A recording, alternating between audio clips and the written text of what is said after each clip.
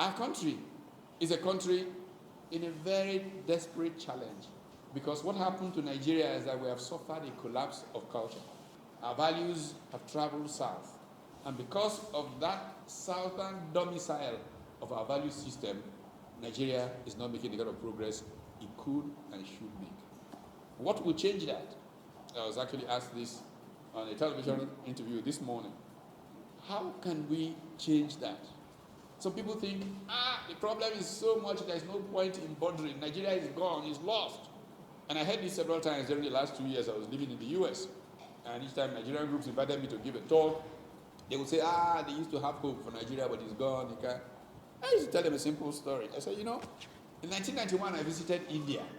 India was technically bankrupt in 1991. It had no more than 3 weeks trading money in its foreign reserves.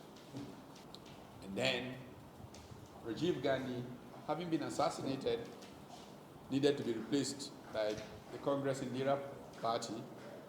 And they found what Nigerian politicians would call a placeholder, somebody just to warm the desk until they could find another Gandhi. And they found this old man called Rao. And Rao, having nothing to lose, brought along this Sikh called Manmohan Singh and appointed him finance minister. I say, as we talk today, the projection is that in the next 10, 15 years, India will be the biggest economy in the world, overtaking the United States and China. Now I say, if India, that was so hopeless in 1991, can be contending to be the biggest economy in the world, Nigeria, that has so much more, can do even much more. But the problem of Nigeria, problem of values. How do we seed culture with the kind of values that will enable us literally claim our heritage in human history? And in my view, it's the effect and the impact of what each and every one of us managed to do.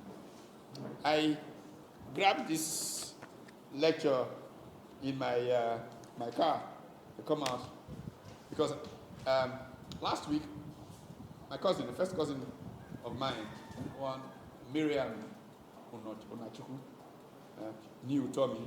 Father was my father's senior brother. He's a professor of microbiology at Godfrey Okoye University. And she was giving her inaugural lecture.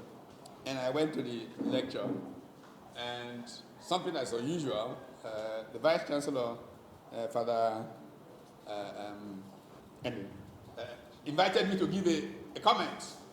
Typically don't do such things in inaugural lectures. They're very okay. So I got up and I said, the title of Marianne's lecture was Microbes.